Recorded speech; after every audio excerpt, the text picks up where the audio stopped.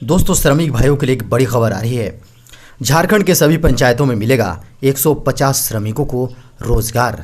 जी हां दोस्तों, ग्रामीण विकास सचिव आराधना पटनायक ने राज्य के सभी उप विकास आयुक्तों के साथ वीडियो कॉन्फ्रेंसिंग के दौरान स्पष्ट निर्देश दिया कि सभी पंचायतों में एक सप्ताह के भीतर 100 से 150 श्रमिकों का नियोजन किया जाए।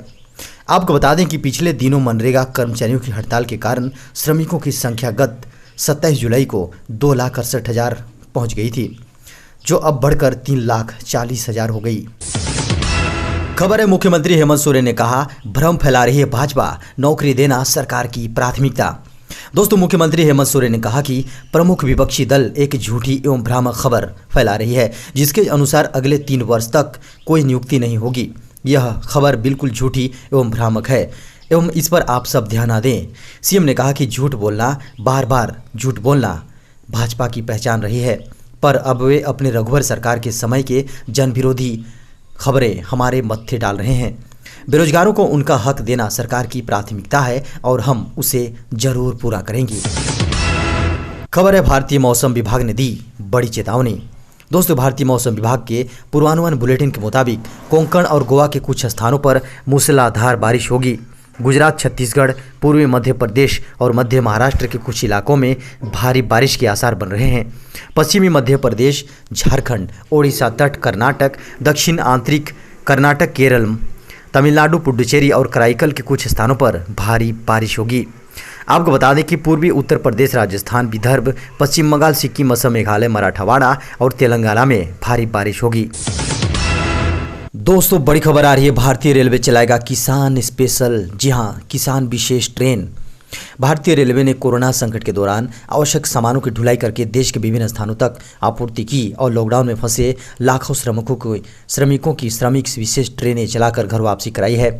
इसी प्रकार अब किसानों के उत्पादों के लिए परिवहन मुहैया कराने की दिशा में किसान विशेष पार्सल ट्रेन चलाने का फैसला किया है।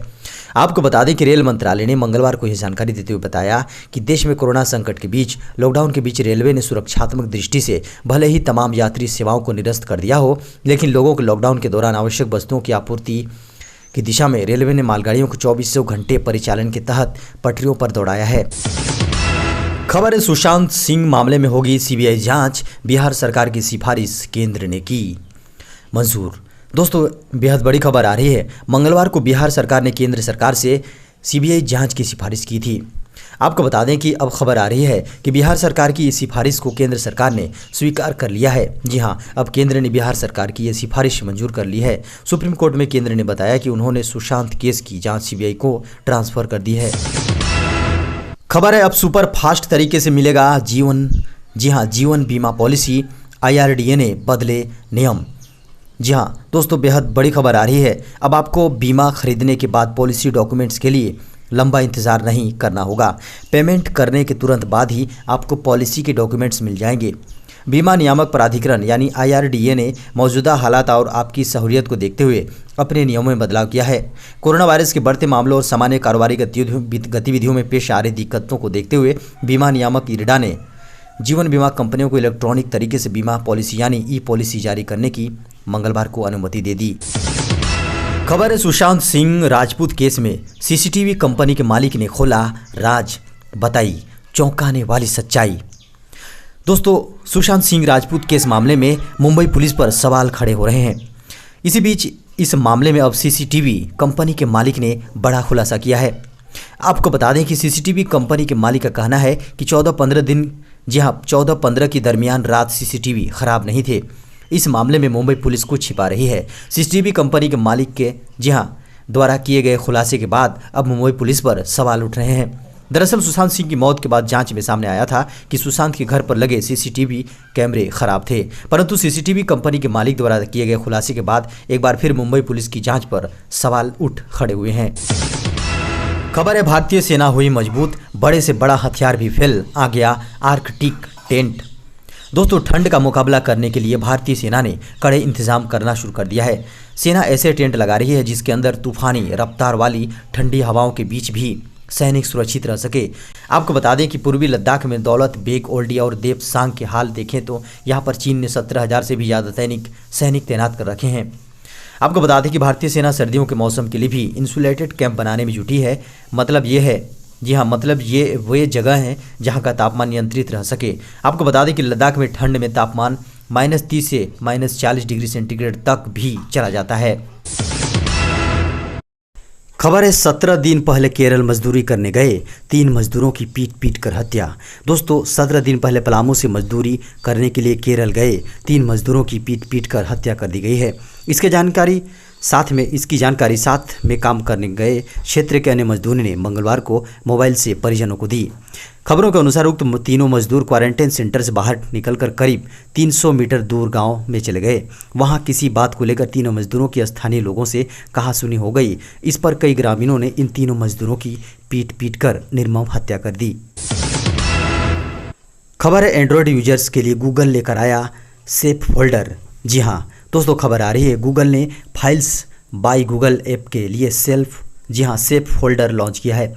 फाइल्स ऐप गूगल का है और ये एंड्रॉयड स्मार्टफोन्स में अब प्री इंस्टॉल्ड होता है। ऐप में एक नया फीचर जुड़ा है जहां प्राइवेट फाइल्स को लॉक कर सकते हैं। फाइल्स ऐप के अंदर एक अलग सिक्योर फोल्डर बनाकर इसे लॉक कर सकेंगे, यहाँ 4 डिजिट का कोड एंटर करने का ऑप्शन दिया जाएगा। फिलहाल सेफ फोल्डर फाइल्स ऐप में बीटा के तौर पर जारी किया गया है। खबर है सरकार ने बैन किए चाइनीज कंपनी Xiaomi के ऐप्स गूगल प्ले स्टोर से भी हुए रिमूव। दोस्तों खबर आ रही है न्यूज एजेंसी रॉयटर्स की रिपोर्ट्स के अनुसार सरकार ने कुछ और चाइनीज ऐप पर प्रतिबंध लगा दिया है। एजेंसी को सूत्रों से मिली जानकारी के अनुसार बैन किए गए ऐप्स में Xiaomi के MI ब्राउज़र प्रो और सर्च ऐप बाइडू शामिल है। हालांकि पिछली बार की तरह सरकार ने इस प्रतिबंध को सार्वजनिक नहीं किया है, लेकिन गूगल प्ले स्टोर से इन ऐप्स को हटा दिया गया है। इससे स्पष्ट होता है कि इन्हें बैन किया गया है। खबर है इस साल नहीं बढ़ेगा प्याज के दाम, सरकार ने की मजबूत तैयारी। दोस्तों भारतीय राष्ट्रीय कृषि सहकारी विपणन महासंघ यानी नाफेड ने प्याज का एक बड़ा भंडार तैयार किया है। नाफेड ने सरकार की तरफ से सीधे किसानों से मौजूदा रेट पर प्याज खरीदा है। आपको बता दें कि नाफेड ने किसानों से कुल 95,000 टन प्याज खरीदा है। इसके मुकाबले पिछले साल नाफेड ने 2018-19 की रबी फसल में से 57,000 टन प्याज खरीदा था, मगर इसके कम पड़ते ही सरकार को विदेशों से प्याज मंगाना पड़ा था। आपको बता दें कि सरकार का लक्ष्य 1 लाख टन प्याज खरीदने का है, यानी अभी किसानों से और प्याज खरीदी जाएगी। 2.5 करोड़ और किसानों को सबसे सस्ता लोन देगी मोदी सरकार, सिर्फ 4% लगेगा ब्याज। दोस्तों केंद्रीय कृषि राज्य मंत्री कैलाश चौधरी के मुताबिक 2.5 करोड़ किसानों को 2 लाख करोड़ रुपए का आसान और रियायती क्रेडिट उपलब्ध कराया जाएगा। सरकार की कोशिश है कि कोई भी किसान साहूकारों से लोन न ले, क्योंकि उसकी ब्याज दर काफ़ी अधिक होती है और किसान इस कर्ज के दुष्चक्र से बाहर नहीं निकल पाता है। जबकि सरकारी लोन लेने पर सालाना 4% ब्याज लगता है, जो देश में किसी भी लोन पर सबसे कम दर है। पिछले दिनों केंद्र सरकार ने 111.98 लाख नए किसानों को KCC स्कीम से जोड़ा है, जिसके तहत 89,810 करोड़ रुपए का सस्ता कर्ज दिया गया। खबर है प्रधानमंत्री नरेंद्र मोदी ने रखी राम मंदिर की आधारशिला, अयोध्या में रचा गया इतिहास। दोस्तों अयोध्या में राम मंदिर का भूमि पूजन पूरा हो गया है और PM मोदी ने राम मंदिर की आधारशिला रख दी है। भूमि पूजन की सभी प्रक्रिया करने के बाद प्रधानमंत्री ने शुभ मुहूर्त के वक्त शिला रखी। प्रधानमंत्री ने शिला रखकर वहां भूमि पर प्रणाम किया। अयोध्या एक ऐतिहासिक घटना की साक्षी बनी और वहां मौजूद लोग जय श्री राम का उद्घोष कर रहे हैं। PM मोदी ने ठीक 12:44:08 में शिला रखी। पूजा के दौरान 9 शिलाओं का अनुष्ठान किया गया। इसके अलावा भगवान राम की कुलदेवी काली माता की भी पूजा की गई। खबर है भूमि पूजन पर राहुल गांधी ने किया श्री राम को याद, इशारों इशारों में बीजेपी पर साधा निशाना। दोस्तों राहुल गांधी ने भूमि पूजन के बाद ट्वीट किया और भगवान राम को मानवीय गुणों का सर्वोत्तम स्वरूप बताया। उन्होंने लिखा, मर्यादा पुरुषोत्तम भगवान राम सर्वोत्तम माननीय गुणों का स्वरूप हैं। वे हमारे मन की गहराइयों में बसी मानवता की मूल भावना है। इसके साथ ही राहुल ने भगवान राम के गुणों का जिक्र किया और इशारों इशारों में सत्तारूढ़ बीजेपी पर निशाना साधा। राहुल ने लिखा, राम प्रेम है, वे कभी घृणा में प्रकट नहीं हो सकते। राम करुणा है, वे कभी क्रूरता में प्रकट नहीं हो सकते। राम न्याय है, वे कभी अन्याय में प्रकट नहीं हो सकते। खबर है कोरोना वायरस की वैक्सीन पर काम कर रहे वैज्ञानिकों के लिए अच्छी खबर। दोस्तों, कोविड-19 के टीके पर काम कर रहे वैज्ञानिकों के लिए एक अच्छी खबर हो सकती है कि यह एक नए अध्ययन के अनुसार इस बीमारी को फैलाने वाले SARS-CoV-2 वायरस के कम से कम 6 प्रकार स्ट्रेन होने के बाद भी यह बहुत कम परिवर्तनशीलता प्रदर्शित करता है।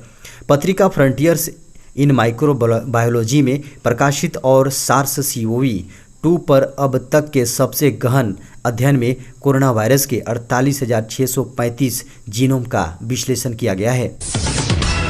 खबर है LAC पर अपनी हरकतों के लिए दुनिया में किरकिरी झेल रहे चीन ने कहा, जम्मू कश्मीर से 370 हटाना भारत का एक तरफा फैसला। दोस्तों, चीन ने बीते साल जम्मू कश्मीर से अनुच्छेद 370 की समाप्ति और लद्दाख को अलग केंद्र शासित प्रदेश बनाने के भारत सरकार के फैसले की आलोचना की है। चीन ने बुधवार को इसे भारत का एक तरफा निर्णय करार देते हुए जम्मू कश्मीर को 2 अलग अलग केंद्र शासित प्रदेशों में विभाजित करने के फैसले को अवैध और अमान्य बताया है। चीन ने भारत और पाकिस्तान से बातचीत और परामर्श के माध्यम से कश्मीर विवाद को हल करने का भी आह्वान किया। आपको बता दें कि बीते साल केंद्रीय गृह मंत्री अमित शाह ने संसद में जम्मू कश्मीर से अनुच्छेद 370 की समाप्ति की घोषणा की थी। साथ साथ जम्मू कश्मीर और लद्दाख को 2 अलग अलग केंद्र शासित प्रदेशों में विभाजित कर दिया गया। आज देश इसकी पहली वर्षगांठ मना रहा है। जम्मू कश्मीर में बीजेपी कार्यकर्ताओं ने जश्न मनाया।